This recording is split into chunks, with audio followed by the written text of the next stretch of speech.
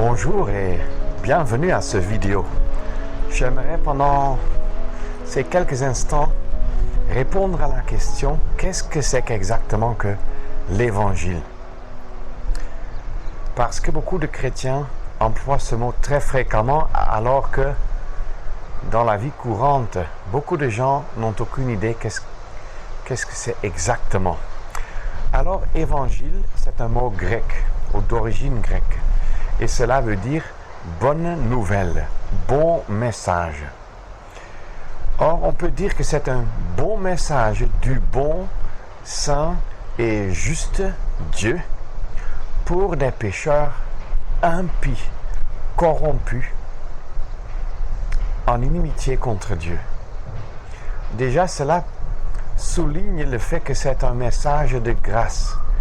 C'est un message du Dieu très saint à des gens qui n'ont nullement mérité la grâce. Le grand contenu de l'Évangile, selon Romains 1, dans la Bible, est son Fils Jésus-Christ. Parce que Romains 1 dit l'Évangile de Dieu concernant son Fils Jésus-Christ. Parce que dans la personne de Jésus-Christ, Dieu offre le salut, la grâce, le pardon des pécheurs à des hommes et des femmes et des enfants rebelles, remplis de péchés, qui ont tourné le dos à leur Dieu. Et Dieu, pourtant, ne leur a pas tourné le dos, mais a cherché un moyen et une voie pour atteindre les personnes qui se sont détournées de lui, nous, vous et moi. L'Évangile, c'est un bon message pour des mauvais hommes comme nous étions, comme nous le sommes, tant que nous ne sommes pas sauvés.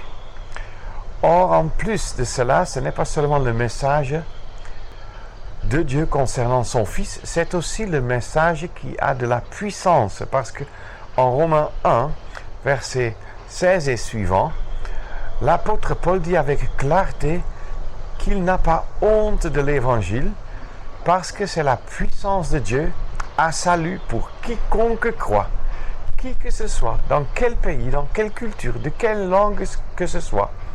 Si quelqu'un croit à ce message de Dieu, il est sauvé. Ce qui veut dire sauvé de l'enfer, sauvé pour l'éternité, il devient un enfant de Dieu. Dans la première épître aux Corinthiens et le chapitre 15, l'apôtre Paul dit ceci, verset 1er. Or, je vous fais savoir, frères, l'évangile que je vous ai annoncé. Verset 3. Car je vous ai communiqué avant toute chose ce que j'ai aussi reçu, que Christ est mort pour nos péchés, selon les Écritures, et qu'il a été enseveli, et qu'il a été ressuscité le troisième jour, selon les Écritures. Christ est mort, Christ a été enseveli, Christ a été ressuscité. C'est le bon message de Dieu. Pourquoi est-ce si bon? Parce que finalement, quelqu'un est mort. Ah oui, le bon message, c'est qu'il est mort pour nous qui étions morts et qui sommes de nature morts dans nos péchés et loin de Dieu. Nous, on avait mérité le jugement éternel, mais Dieu a eu pitié de nous. Dieu a non seulement eu pitié de nous, mais il nous a aimés. Et Jean 3, verset 16 nous dit que Dieu a tant aimé le monde qu'il a donné son Fils unique afin que quiconque croit en lui ne périsse pas, mais qu'il ait la vie éternelle. Sur nous, il a eu son regard. Il a eu l'œil sur nous. Il nous a vus dans notre état misérable. Et il, pour ainsi dire, il s'est imaginé ce qu'il pourrait faire pour nous sauver. Il nous a créés. Nous avons tourné le dos à Dieu. Mais lui, il a eu de la grâce, de la miséricorde dans son cœur. Il a voulu nous sauver, nous ramener à lui, faire de nous des enfants de Dieu. Et par pure grâce, il veut nous sauver. ce qui veut dire nous arracher à la mort éternelle et nous amener à lui pour que nous puissions devenir des enfants de Dieu et passer toute l'éternité avec lui au ciel. Comment alors faire pour ne plus se perdre pour toute éternité? Comment faire pour devenir un enfant de Dieu?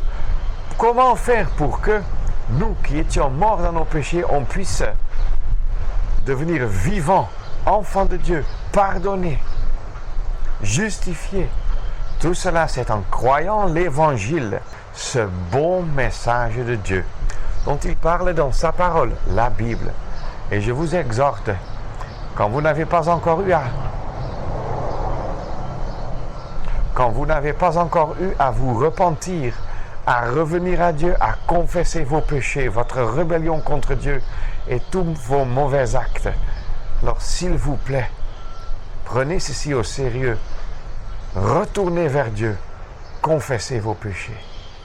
Acceptez le bon message, c'est-à-dire l'évangile de votre salut.